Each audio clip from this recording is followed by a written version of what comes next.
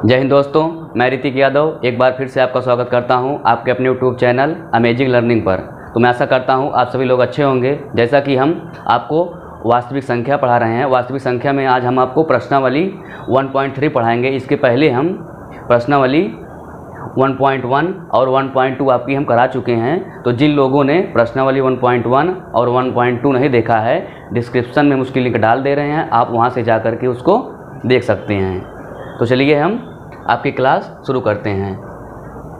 मैं आपको बार बार बोल दे रहा हूँ कि आप जब भी क्लास को देखा करिए, क्लास पूरी देखा करिए, क्योंकि जब आप क्लास को बी से शुरू करेंगे या पूरी नहीं देखेंगे तो आपका डाउट जो है वो अच्छी तरह से क्लियर नहीं होगा। तो आपको इससे क्वेश्चन को जो है सॉल्व करने में कठिनाई होगी, क्योंकि जब मैं क्वेश्चन बताने लगता हूँ तो आपका एक भी स्टेप छोड़ता नहीं हूँ, इसलिए आपकी वीडियो जो है लंबी हो जाती है। यही कारण है कि आपका वीडियो जो है थोड़ा सा लंबी हो जाती है। तो इसलिए आप लोग चाहे जब देखा करिए, क्लास पूरी देखा करिए। तो चलिए अब हम बिना टाइम वेस्ट किए आपकी क्लास को शुरू करते हैं। आपकी प्रश्नावली 1.3 में आपका पहला क्वेश्चन है कि सिद्ध कीजिए कि क्या है, सिद्ध कीजिए कि √5 एक अपरिमेय संख्या है। क्या है? अपरिमेय संख्या है। वैसे तो ये √5 जो है अपरिमेय संख्या है, लेकिन ये कैसे है? क्या करना है आपको? ये सिद्ध करना है कि ये कैसे है। तो इसको हम कैसे करेंगे, चलिए हम देखते हैं। सबसे पहले हम यहाँ पर डालेंगे हल। क्या डालेंगे? सबसे पहले हम डालेंगे हल। यहाँ पर हमने हल डाल दिया। अब देखिए हम इस √5 को जो है सबसे पहले हम परिमेय मान लेंगे। क्या मान लेंगे? परिमेय मान के चलेंगे। तो यहाँ पर हम मानते हैं, माना, क्या लिखेंगे? माना √5 एक परिमेय संख्या है। हमने इसको मान लिया। अब आपकी परिमेय संख्या होने का क्या शर्त है? ये है कि आपका जो ये मान है वो P/Q के रूप में इसको हम लिख सकते हैं। लिख सकते हैं कि नहीं लिख सकते? लिख सकते हैं। तो आपकी क्या क्या परिमेय होने की कंडीशन है? एक कंडीशन है आपकी ये जो Q का मान है, इसको हम यहाँ पर लिख दे रहे हैं, जहाँ Q डज नॉट इक्वल, यानी Q का मान जो है 0 के बराबर नहीं होना चाहिए। आपकी ये परिमेय होने की एक कंडीशन ये है। और एक आपकी है तथा P, Q। क्या है? P और Q का मान जो है वो एक पूर्णांक होना चाहिए। क्या होना चाहिए? P, Q पूर्णांक हो।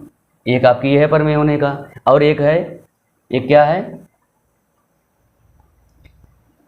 P और Q जो है, P और Q सह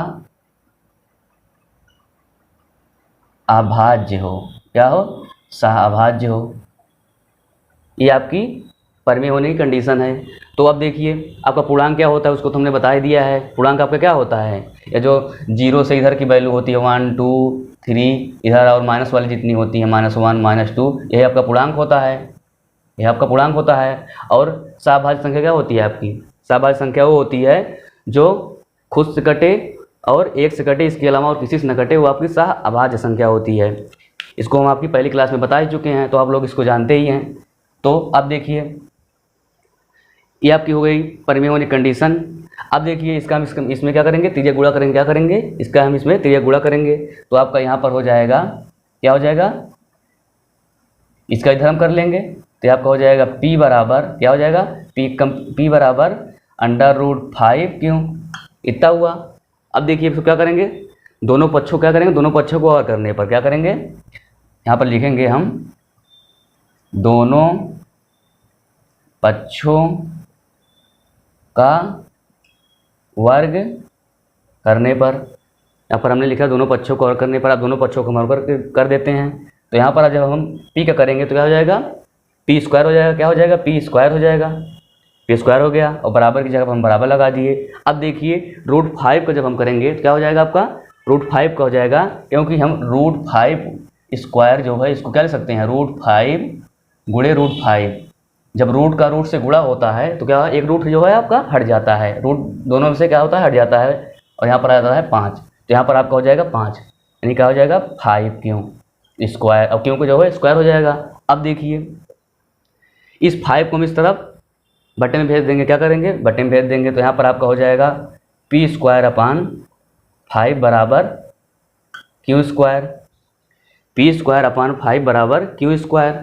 अब देखिए, अब यहाँ पर एक कंडीशन आपकी क्या है, पी और क्यू जो है एक पूर्णांक है, पी और क्यू जो है एक पूर्णांक है। तो यहाँ पर कंडीशन आपकी पर में होने की यही है, और 5 भी जो आपका है एक पूर्णांक है, क्योंकि पूर्णांक वाली संख्या जो होती हैं 0 से प्लस वाली भी होती हैं, माइनस वाली भी आपका पूर्णांक होता है। तो इसको आप यहाँ पर लिखे ही हैं कि आपका पी जो है पूर्णांक है और 5 भी आपका पूर्णांक है। तो यहाँ पर हम लिख देंगे, लिखना चाहें तो क्या लिखना चाहें, यहाँ पर लिख दें चूंकि, ध्यान दीजिएगा चूंकि को इस तरह लिख सकते हैं, चूंकि का डिनोट जो है इस तरह कर सकते हैं। तो यहाँ पर लिखेंगे चूंकि पी स्क्वायर अपान 5 एक पूर्णांक है, पूर्णांक है। अब जब ये पूर्णांक है, ये पूर्णांक है, इसलिए यहाँ पर लिखेंगे इसलिए पी स्क्वायर जो है 5 से भाज्य है, भाज्य है। जब पूर्णांक है दोनों तो भाज्य हैं, यानी भाग चला जाएगा आराम से। जब आपका पी स्क्वायर 5 से भाज्य है तो आपका जो पी होगा वो भी भाज्य होगा, क्या होगा, तथा, यहाँ पर लिख देंगे तथा पी भी 5 से भाज्य है। तो आपका इस प्रकार से, क्योंकि जब किसी भी भाज्य संख्या का स्क्वायर जो है किसी संख्या से भाज्य होता है, तो अगर स्क्वायर को हटा भी दें तो भी आपका उसका भी जो है भाग चला जाता है, यानी भाज्य वो भी होती है। तो इस तरह से अब आपका इतना हो गया। अब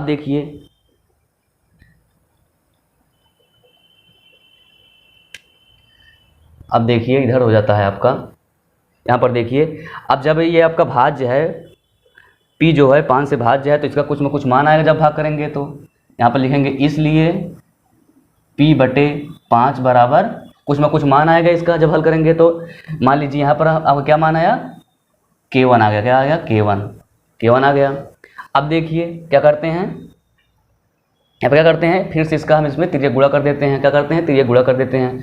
तो आपका यहाँ पर हो जाएगा, यहाँ पर P एक कम P हो गया और P बराबर आपका हो गया 5K1। अब देखिए, जो आपका इसको हम समीकरण 1 मान लेते हैं, क्या करते हैं, समीकरण 1 मान लेते हैं, और इसको हम समीकरण 2 मान लेते हैं।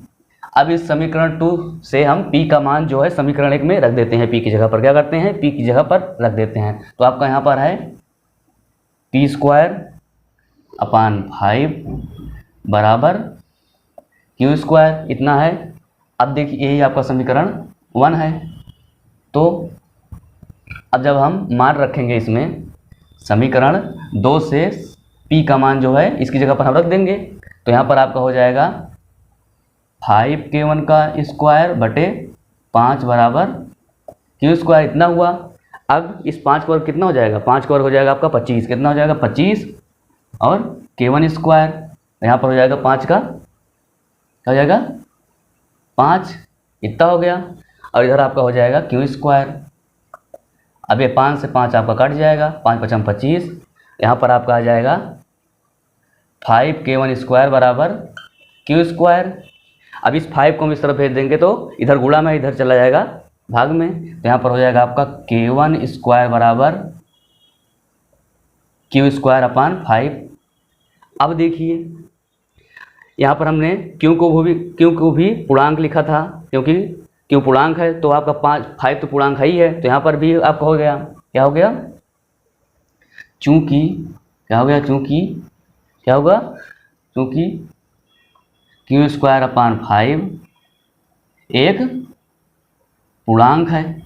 जब पूर्णांक है तो जाहिर सी बात है इससे इसमें भाग चला जाएगा, क्या होगा, भाग चला जाएगा। तो यहाँ पर लिखेंगे इसलिए Q स्क्वायर 5 से भाज्य है, क्या है, 5 से भाज्य है। जब आपका Q स्क्वायर 5 से भाज्य है तो आपका जो Q है वो भी भाज्य होगा, Q भी जो है आपका 5 से भाज्य होगा। तो यहाँ पर लिखेंगे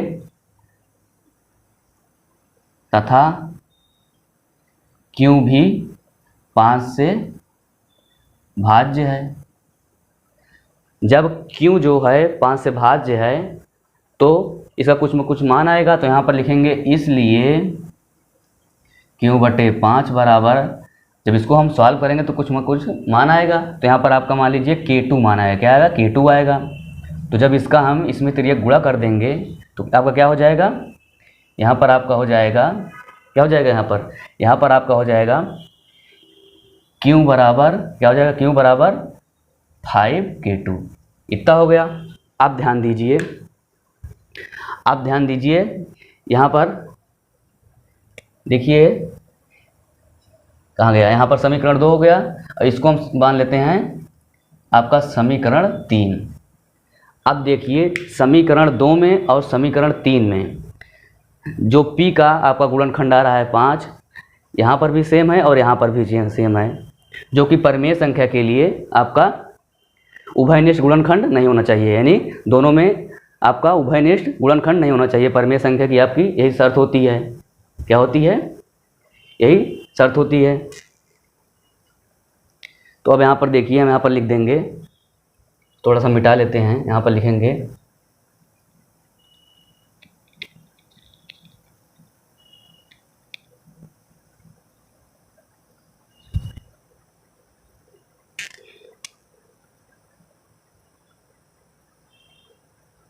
यहाँ पर हम लिख देंगे अतः, क्या लिखेंगे?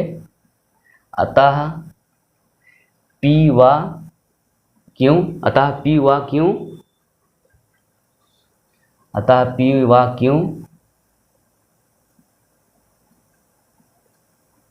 का उभयनिष्ठ, क्या है? अतः P व Q का उभयनिष्ठ गुणनखंड, उभयनिष्ठ गुणनखंड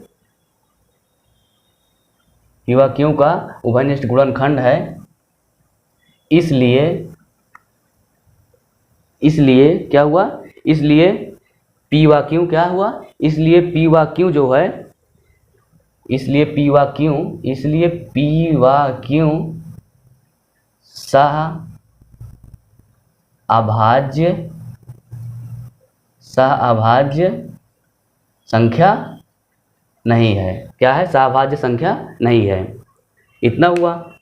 जब आपकी सहभाज्य संख्या ही नहीं है, क्या है? सहभाज्य संख्या नहीं है। यहाँ पर फिर लिखेंगे इसलिए इससे क्या होता है? इससे विरोधाभास, मतलब उल्टा, इसलिए इससे विरोधाभास होता है कि √5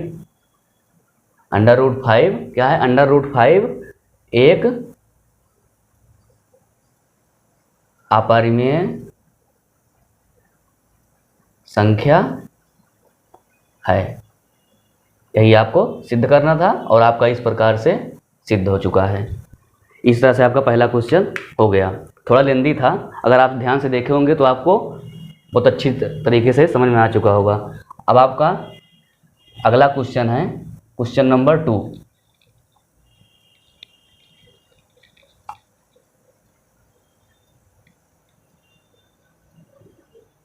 आपका अगला क्वेश्चन क्या है? इसमें भी आपको सिद्ध करना है, इसमें भी सिद्ध करना है कि आपकी ये एक अपरिमेय संख्या है। आपका अगला क्वेश्चन है नंबर 2, सिद्ध कीजिए कि क्या है? सिद्ध कीजिए कि, आपका दूसरा क्वेश्चन है सिद्ध कीजिए कि 3 + 2√5 एक अपरिमेय संख्या है। क्या? 3 + 2√5 एक अपरिमेय संख्या है। इसको आपको अब सिद्ध करना है। इसको कैसे करेंगे? बस उसी तरह से सबसे पहले हम इसका उल्टा, यानी इसको हम मान लेंगे कि माना ये परिमेय संख्या है। तो यहाँ पर लिखेंगे हल, और हल में आपका लिखेंगे माना 3 + 2√5, क्या माना? 3 + 2√5 एक परिमेय संख्या है। इसको हम मान लिए। जब ये आपकी परिमेय संख्या है तो इसको हम p/q के रूप में लिख सकते हैं। तो यहाँ पर हम लिखेंगे, क्या लिखेंगे, 3 + 2√5 बराबर p/q। अब आपकी p/q की कंडीशन क्या है, ये जो q का मान है वो 0 के बराबर नहीं होना चाहिए, एक कंडीशन आपकी ये है, और एक है आपकी p,q, क्या है, p,q पूर्णांक हो तथा p,q आपका पूर्णांक हो तथा p q क्या हो, p,q सह अभाज्य हो, सह अभाज्य हो, ये आपकी कंडीशन होनी चाहिए। अब देखिए, अब इसका हम क्या करेंगे, इसमें क्या करेंगे, इसमें इसका हम त्रिज्या गुणा करेंगे, क्या करेंगे, इसमें त्रिज्या गुणा करेंगे। तो आपका जब इसमें करेंगे, इसका हो जाएगा p, इधर आपका p हो जाएगा, p एक कम p, इधर हो जाएगा आपका 3p, अरे 3q प्लस इधर आपका हो जाएगा 2√5q, इतना हो गया। अब देखिए, अब इसको हम कैसे करेंगे, अब यहाँ पर आपका हो जाएगा, यहाँ पर आपका क्या होगा, अब इसको हम क्या करेंगे, दोनों पक्षों का हम वर्ग कर देंगे, क्या कर देंगे, दोनों पक्षों का वर्ग कर देंगे। तो यहाँ पर आपका हो जाएगा, नहीं वर्ग मत करिए, यहाँ पर ऐसे कर दीजिए, देखिए यहाँ पर हो जाएगा आपका p, और इधर ये आएगा, क्या हो जाएगा, p-3q हो जाएगा, p-3q हो गया, और इधर क्या बचा आपका, बचा 2√5q, इतना आपका बचा। अब देखिए, अब आपको क्या होगा, अब आपका ये जो 2 और q है, इसको आप इधर गुणा में है, इसको आप इधर बटे में ला सकते हैं, क्या करते हैं, बटे में ला सकते हैं। तो यहाँ पर आपका हो जाएगा p-3q अपान 2 को और q को, तो यहाँ पर आपका हो जाएगा 2q, क्या हो जाएगा, 2q बराबर इधर आपका बचेगा √5। अब ध्यान से दीजिए, आप यहाँ पर क्या लिखा है, क्या लिखा है, p,q पूर्णांक हो, तो यहाँ पर आपको बता ही दिया गया है कि p,q पूर्णांक हो, तो यहाँ पर p और q आपका पूर्णांक है, क्या है, p और q पूर्णांक है, और आप जानते हैं कि 3 और 2 जो है वो आपका क्या है, के भी पूर्णांक है। तो हम यहाँ पर लिख देंगे, लेकिन आपका जो ये √5 है, ये आपका जो है पूर्णांक नहीं है, ये आपका पूर्णांक नहीं है। तो यहाँ पर लिख देंगे, क्या लिखेंगे, यहाँ पर हम लिखेंगे चूंकि, क्या लिखेंगे, चूंकि p-3q/2q एक पूर्णांक है, क्या है, पूर्णांक है, पूर्णांक होने के वजह से p-3q अपान 2q एक परिमेय संख्या है, ये आपकी एक परिमेय संख्या है, तथा, या लेकिन लिख दें यहाँ पर ज़्यादा सही रहेगा, लेकिन जो है आपका, लेकिन √5 एक अपरिमेय संख्या है, अपरिमेय संख्या है, ये हो गया। जब आपकी ये p-3q अपान 2q एक परिमेय संख्या है, लेकिन √5 एक अपरिमेय संख्या है, तो इससे आपका जो ये जो है आपकी अवधारणा के खिलाफ जाता है, क्या होता है, अवधारणा के खिलाफ जाता है। तो आपकी इसलिए 3 + 2√5 जो है एक अपरिमेय संख्या हो जाती है। तो यहाँ पर हम लिख देंगे, क्या लिख देंगे, जो कि अवधारणा के खिलाफ है, जो कि अवधारणा के खिलाफ है, ये हो गया। इसलिए जो कि अवधारणा के खिलाफ है, इसलिए क्या हो जाएगा, इसलिए 3 + 2√5 एक अपरिमेय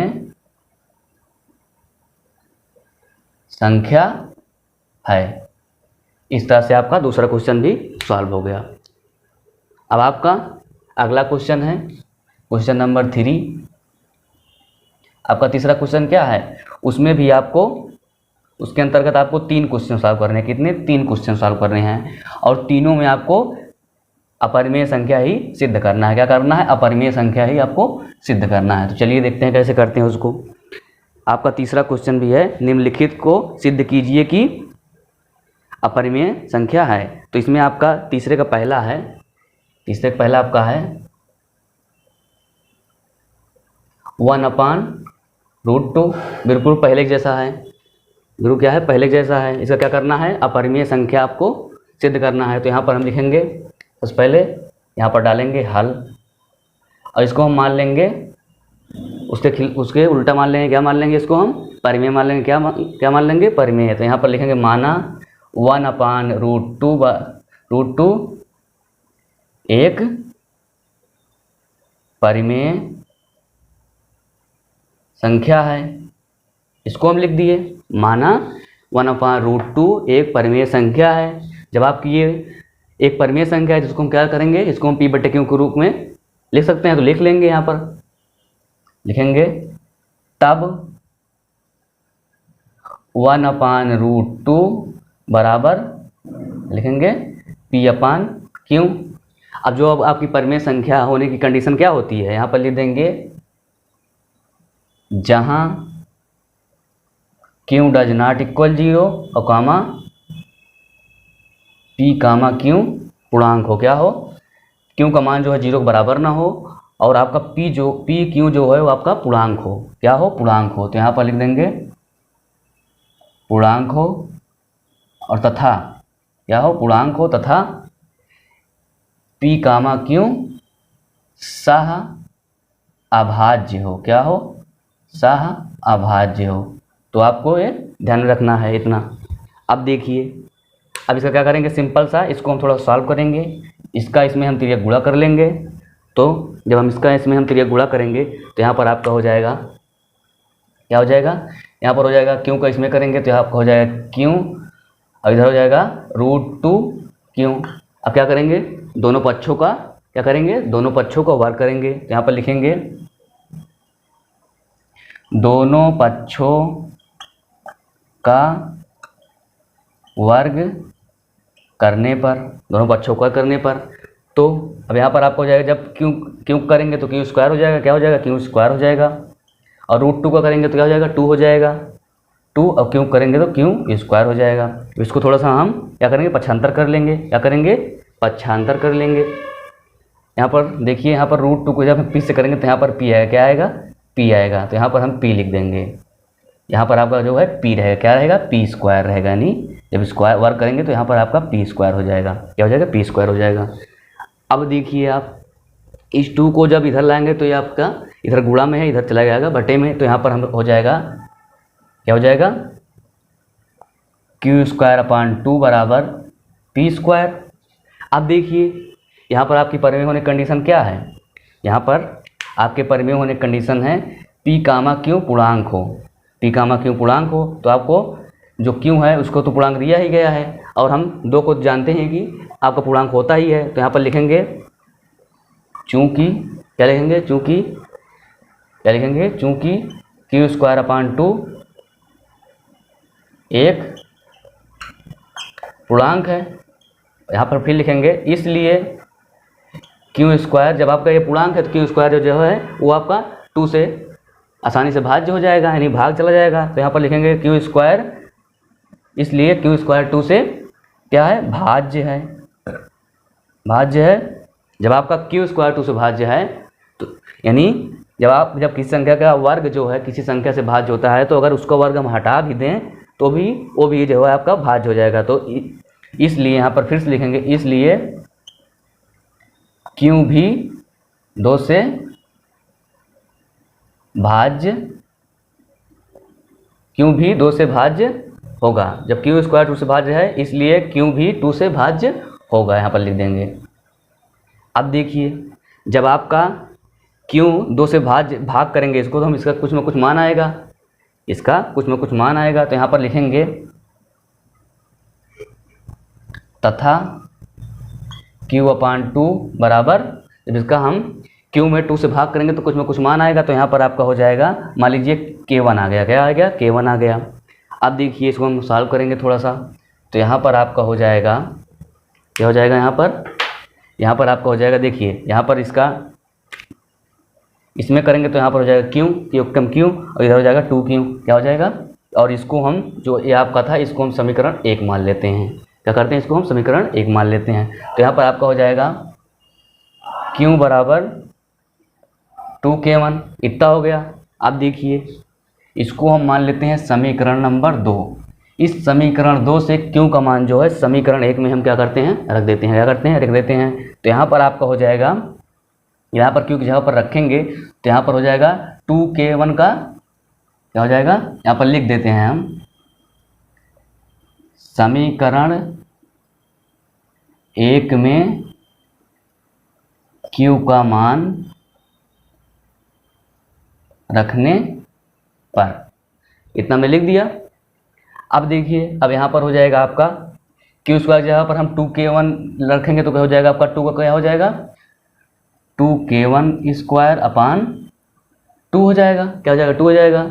और यहाँ पर बराबर लगा देंगे और यहाँ पर लिख देंगे P स्क्वायर जगह P स्क्वायर, इतना हो गया।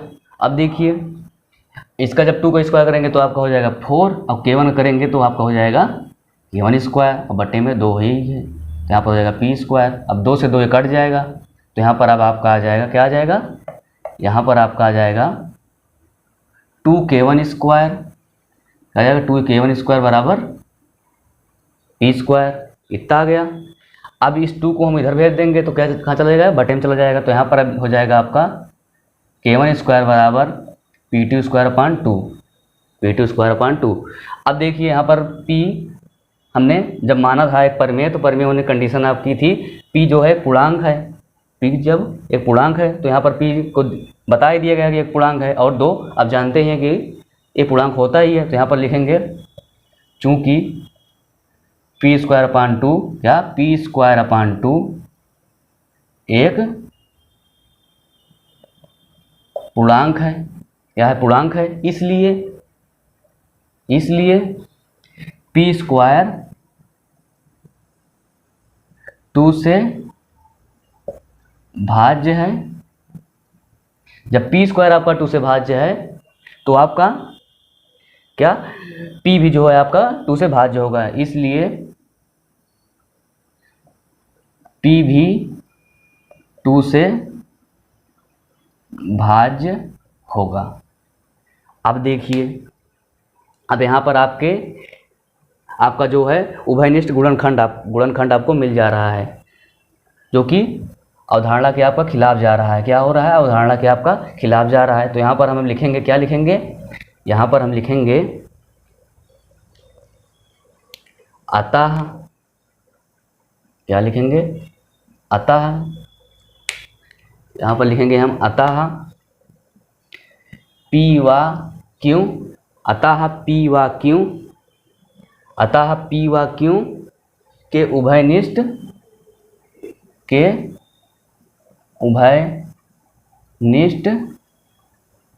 गुणनखंड हैं। देख यहाँ पर भी देखिए आपका कहाँ गया, देखिए अब यहाँ पर जब हम P से, यहाँ पर क्या करेंगे, जब हम P से, जब आपका P 2 से भाज्य है तो इसका कुछ में कुछ मान आएगा, तो हम यहाँ पर लिखेंगे P अपान 2 बराबर, मान लीजिए K2 आएगा, क्या आ जाएगा, K2 आ जाएगा, तो यहाँ पर K2 हो गया। अब देखिए इसका हम इसमें तुरंत गुणा कर देंगे तो यहाँ पर हो जाएगा P बराबर 2K2। अब इसको मान लेते हैं हम समीकरण नंबर 3। अब समीकरण 3 में और समीकरण 2 में देखिए आपका दोनों में 2 आपका गुणनखंड आ रहा है, वही हम यहाँ पर लिखे हैं अतः P व Q के उभयनिष्ठ गुणनखंड हैं, जो कि नहीं होना चाहिए, क्या होना चाहिए, जो कि नहीं होना चाहिए। तो यहाँ पर हम लिखेंगे इसलिए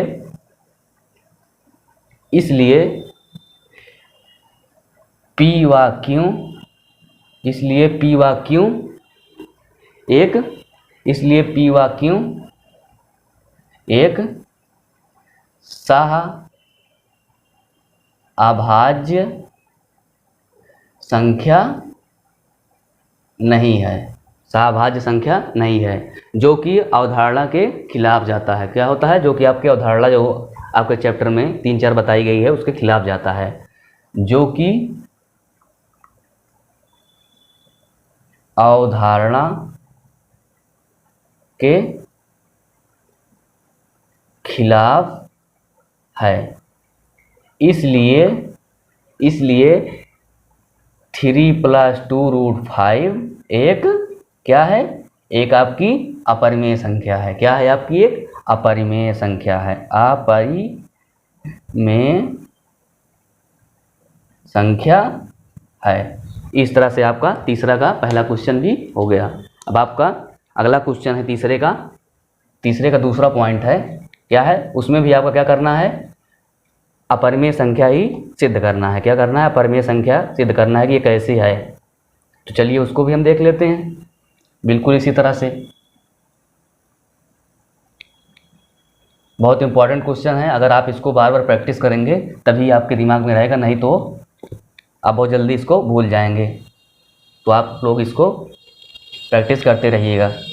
यहाँ पर आपका तीसरे का दूसरा पॉइंट है 7√5। 7√5 को आपको अपरिमेय संख्या सिद्ध करना है, कैसे है ये। तो यहाँ पर आपका तीसरे का दूसरा है 7√5 है, यही है। आपको इसको क्या करना है? अपरिमेय संख्या सिद्ध करना है। तो इसको हम इसके उल्टा, पहले इसको हम परिमेय मान लेते हैं। क्या करते हैं? परिमेय मान लेते हैं। तो यहाँ पर सबसे पहले डालेंगे हल, और हल में लिखेंगे हम माना। क्या लिखेंगे? माना। माना में लिखेंगे हम माना 7√5 एक क्या है? 7√5 एक परिमेय संख्या है। इसको हमने मान लिया। इतना हमने क्या किया? इतना हमने मान लिया।